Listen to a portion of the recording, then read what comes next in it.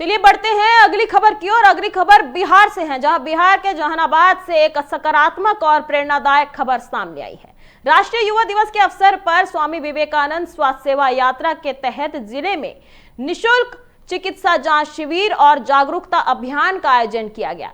यह शिविर सेवा भारती और नेशनल मेडिकल ऑर्गेनाइजेशन बिहार प्रांत के संयुक्त तत्वाधान में लगाया गया है। इस मौके पर जहानाबाद जिले के कुल 13 स्थानों पर स्वास्थ्य शिविर आयोजन किए गए, जहां ग्रामीण और शहरी दोनों क्षेत्रों के लोगों ने बढ़ चढ़कर भाग लिया। करीब 40 विशेषज्ञ डॉक्टरों की टीम ने मरीजों की मुफ्त में इलाज की और दवाई भी वितरित की।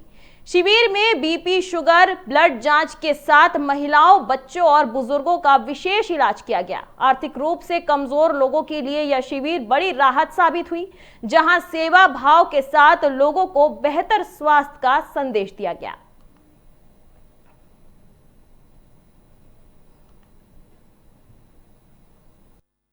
सेवक संघ द्वारा लगाया गया कैंप है। इसमें जो समाज के निचले वर्ग के लोग जिनको डॉक्टर्स की या हॉस्पिटल की एक्सेसिबिलिटी उपलब्ध नहीं है, उनके लिए हम लोग ये कैंप लगाए हैं और उनको स्वास्थ्य सेवाएं देने के लिए हम लोग अभी यहाँ पे हैं उपस्थित। ये कैंप पूरे बिहार में लगा है कि? जी, ये पूरे बिहार में लगा है। हर शहर में कई जगह पे ये कैंप लगा है ताकि हेल्थ के लिए एक्सेसिबिलिटी जो है हर प्रकार के लोगों को हो सके। जहानाबाद में भी कैंप लगा, कितने की टीम और डॉक्टर जहानाबाद में होंगे? हम लोग लगभग 40 से 50 डॉक्टर्स होंगे उपलब्ध पूरे जहानाबाद में और 13 टीम है यहाँ पे। ये आरएसएस के माध्यम से लगा है, ठीक है, और ये हमारे यहाँ हर साल लगता है, ठीक है। और मेरा नाम हुआ डॉक्टर प्रतिभा कुमारी, ठीक है। मैं IGIMS से आई हूँ और इस तरीके से हमारे जहानाबाद में ये नया टोला है। इसके अलावा भी बहुत सारे प्लेस पे लगा है और इसके अलावा आड़ा, बक्सर, मतलब बिहार के बहुत से जगहों पे जो है ना ये कैंप लगाया गया है। और यहाँ पे पूरे बिहार का तो नहीं पता मुझे, बट मैं जितना जान रही हूँ कि जहानाबाद, आड़ा, बक्सर, पटना, इन 4 जगहों पे तो लगा है। और यहाँ पे जो कैंप में हमारे पास जो भी पेशेंट आ रहे हैं, हम उनको फ्री में उनका जो भी कंप्लेन है उनको सुन रहे हैं, और जो भी हमारे पास ड्रग्स है अवेलेबल, दवाई जो हम दे सकते हैं उनको हम प्रोवाइड कर रहे हैं। एक कैंप जो है संघ की ओर से, RSS की ओर से, राष्ट्रीय स्वयंसेवक संघ की ओर से एक कैंप पूरे हिंदुस्तान में चल रहा है और बिहार राज्य के प्रांत में भी कई जिला में चल रही है। अभी जहानाबाद जिला में 13 जगह पर कैंप लगा हुआ है, ठीक है। तो इस उद्देश्य यह है एक सेवा का, नर सेवा, नारायण सेवा, ठीक है। तो इस तरह से स्वामी विवेकानंद स्वास्थ्य सेवा यात्रा की ओर से ये लगा हुआ है और इसका फायदा सबसे बड़ी यह है कि जो व्यक्ति के पास हल्का फुल्का शरीर में बीमारी है, वह अस्कती के कारण, आलस के कारण हॉस्पिटल में नहीं जा पाते हैं। और एक यह भी चीज़ है कि हॉस्पिटल में भी आप इलाज कराने के लिए जाइए तो इस तरह से जो हो गया कि मोबाइल से आप जो है कि ऑनलाइन कीजिए, उसका अति कीजिए, प्रक्रिया जटिल हो गई है। तो आज जो वह जटिल प्रक्रिया है, जो कैंप लगने से वह समाप्त हो गया। अब यहाँ पर भीड़ लगा हुआ है, देख रहे हैं। लगभग 11 बजे से जो है कि कैंप लगा था, बहुत अधिक संख्या थी। तो कैंप लगाने का सबसे बड़ी उद्देश्य यह है कि जो जटिल प्रक्रिया वह भी, और जो आलस बस नहीं दिखा पा रहे हैं वह यहाँ पर आकर दिखा रहे हैं। चलिए रुक करते हैं अगली खबर की ओर, जहां जहानाबाद से सांस्कृतिक रंगों से सजी एक खास खबर सामने आई है। जिला कल्याण एवं सांस्कृतिक मंच के तत्वाधान में लंबे अंतराल के बाद एक भव्य सांस्कृतिक कार्यक्रम का आयोजन किया गया। इस कार्यक्रम में लोक नृत्य, लोकगीत और संगीत की शानदार प्रस्तुतियों ने दर्शकों का मन मोह लिया। इधर स्थानीय कलाकारों ने अपनी कला के जरिए क्षेत्र की समृद्ध सांस्कृतिक विरासत को प्रभावशाली ढंग से मंच पर उतारा, जिसे देखकर पूरा परिसर तालियों से गूंज उठा। कार्यक्रम में बड़ी संख्या में दर्शक मौजूद रहे। स्थानीय कलाकारों को मंच मिलने से उनमें खासा उत्साह देखने को मिला। इधर जिला कला एवं सांस्कृतिक मंच के सचिव ब्रिजेश मिश्रा ने बताया कि यह मंच स्थानीय कलाकारों को नियमित अवसर देने के उद्देश्य से बनाया गया है और आगे हर महीने रविवार को ऐसे कार्यक्रम आयोजित किए जाएंगे। उन्होंने कहा कि यह मंच केवल मनोरंजन नहीं बल्कि सामाजिक जागरूकता का भी मजबूत माध्यम है।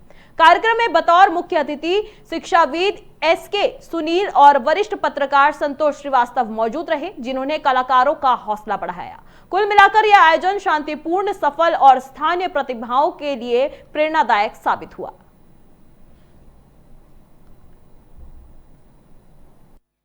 एक कला मंच जहानाबाद के लिए एक कलाकारों का मंच है, जिला कला एवं सांस्कृतिक मंच, और ये कार्यक्रम हम कलाकारों के सुनहरे भविष्य का पहला पड़ाव शुरुआत कर रहे हैं कि यहाँ से शुरू जब हो तो अनवरत चलता रहे। और हम चाहेंगे कि हर सप्ताह का हर एक रविवार एक कार्यक्रम में दिखे और यहाँ पर कवियों का, कलाकारों का जो समन्वय है हमेशा बना रहे। और इस उद्देश्य से आज एक प्रथम दिन है और हमेशा इस तरह से हर रविवार को एक कार्यक्रम चलता रहेगा। साथ ही आज हम श्रद्धांजलि सभा भी मना रहे हैं। हमारे एक शिक्षाविद, शिक्षा विभाग के बहुत बड़े नेता थे, उनका देहावसान हो गया है। उस अवसर पर भी हम लोगों ने निर्गुण गायन और श्रद्धांजलि का मौन रख करके उनके आत्मा की शांति हेतु भगवान से हम लोगों ने प्रार्थना किया और इस कार्यक्रम को निर्गुण के रूप में परिणत किया और धीरे धीरे ये कार्यक्रम परवान पर आया और अंततः यहाँ कथक नृत्य, लोक संगीत, काव्य गोष्ठी का कार्यक्रम आज संपन्न हुआ और अनवरत ये कार्यक्रम अब हर एक सप्ताह के रविवार को चलता रहेगा। अगली खबर की ओर, मधुबनी जिले की महिला संगठन की महिलाओं ने उत्तराखंड के बीजेपी सरकार में महिला सशक्तिकरण मंत्री के पति गिरधारी लाल साहू का बिहार की बेटियों के लिए दिए गए आपत्तिजनक बयान की जोरदार निंदा की है। बिहार महिला समाज के महासचिव राजश्री किरण ने कहा कि बीजेपी का सरकार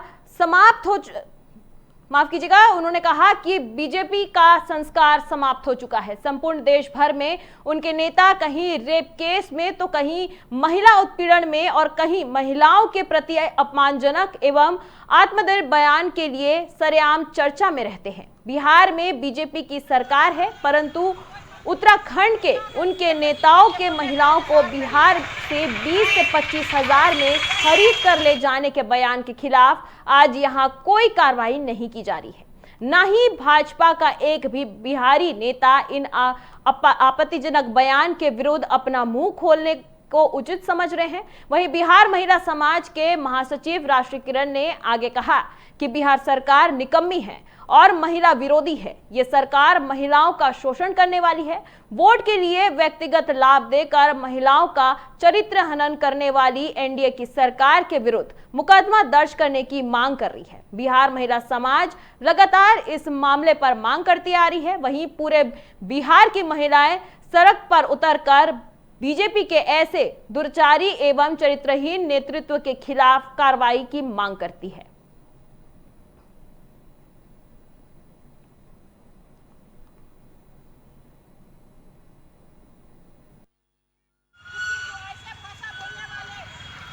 किए हैं। क्यों किए हैं? ये महिला हमारी नेत्री है, सशक्तिकरण की नेत्री है रेखा आर्या, उनके पति है गिरधारी साहब। इन्होंने महिलाएं के विरुद्ध में, बेटी के विरुद्ध में बोले हैं जो बिहार की बेटी, बिहार की महिला 20,000 25,000 में बिकती है। तो मैं गिरधारी साहब का पुतला दहन करके पूरे देश में ये आह्वान देना चाहती हूँ, जो ऐसा बयान किसी भी जनप्रतिनिधि के पति द्वारा, बेटी द्वारा नहीं दिया जाए। और गिरधारी साहब के विरोध में हम लोग वोट जाएंगे। इनको कड़ी से कड़ी सजा दिलवाने के लिए हम। भारतीय रेलवे में सफर के दौरान सतर्कता कितनी जरूरी है, इसकी एक बानगी समस्तीपुर मंडल में देखने को मिली। यहां रेल प्रशासन ने मुस्तैदी दिखाते हुए चलती ट्रेन में यात्रियों को ठगने वाले एक फर्जी टीटीआई को रंगे हाथों गिरफ्तार किया है। पूरा मामला गाड़ी संख्या 12,578 के जनरल कोच का है। बरौनी से लौट रहे एक असली टिकट निरीक्षक को यात्रियों ने शिकायत की। एक व्यक्ति खुद को रेलकर्मी बताकर टिकट चेक कर रहा है। वहीं अवैध वसूली की कोशिश कर रहा था। शिकायत मिलते ही रेलकर्मी यात्रियों के साथ कोच में पहुंचे और आरोपी को धर दबोचा। पूछताछ में आरोपी की पहचान बेगूसराय निवासी हर्षवर्धन भारद्वाज उर्फ चुलबुल के रूप में हुई है। पकड़े जाने पर वह रेलवे का कोई भी वैध पहचान पत्र नहीं दिखा सका और उसने अपना जुर्म कबूल कर लिया। जैसे ही ट्रेन समस्तीपुर स्टेशन पहुंची, उसे आरपीएफ और सीआईबी के सहयोग से जीआरपी समस्तीपुर के हवाले कर दिया गया। इधर रेल प्रशासन ने इस घटना के बाद यात्रियों से विशेष अपील की कि यदि कोई भी संदिग्ध व्यक्ति आपसे टिकट की मांग करे या पैसा वसूले तो तुरंत ऑन ड्यूटी रेल कर्मियों या सुरक्षा बलों को सूचित करें।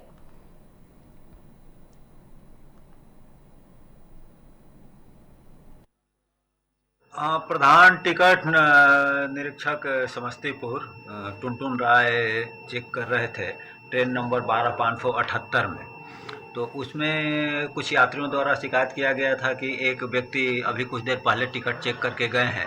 तो टुनटुन राय जो प्रधान टिकट निरीक्षक हैं उनके द्वारा उनको पकड़ा गया और यात्रियों द्वारा बताया गया कि ये सभी यात्रियों से घूम घूम करके टिकट मांग रहे थे। टिकट जिसके पास नहीं था उससे पैसे की मांग कर रहे थे। तो उनको पकड़ा गया। इसके बाद तब तक आरपीएफ भी वहाँ मौजूद थी। आरपीएफ के सहयोग से प्रधान टिकट निरीक्षक द्वारा लाया गया, जीआरपी को सुपुर्द किया गया है और अपना आवेदन भी सुपुर्द किए हैं, जिसके आधार पर फर्जी टिकट जांच के आरोप में इन पर कांड दर्ज किया गया है।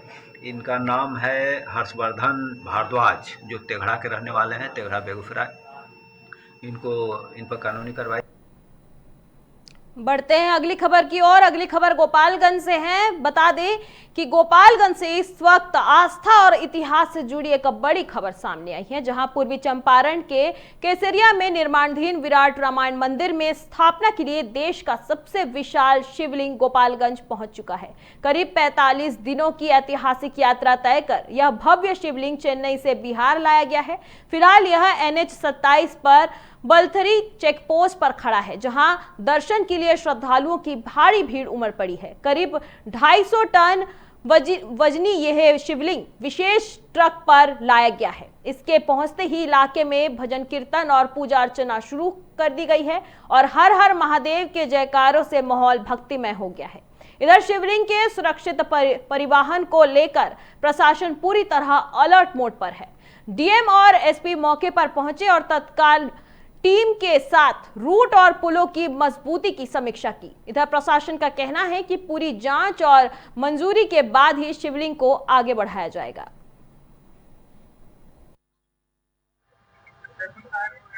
वाकई विराट है, दुनिया का सबसे बड़ा शिवलिंग है। 210 टन वजन इसका है। 96 पहियों के ट्रक पर जा रहा है, साथ में 10 पहिए और मतलब 106 पहियों का ये ट्रक है। उस ट्रक का वही वजन 160 टन बताया जा रहा है। अभी हम लोग जा रहे हैं अपने टेक्निकल टीम के साथ डुमरिया घाट पुल, जिससे पार करके इसको पूर्वी चंपारण के विराटनगर में पहुंचना है। लोड डिस्ट्रीब्यूशन स्पैन पे कितना लोड लिया जा सकता है, क्या है, तो इंजीनियरिंग की टीम के साथ हम लोग जा रहे हैं पूरे विंग के साथ। उसका असेसमेंट करने के बाद फिर इसके फर्दर कल मूवमेंट की तैयारी की।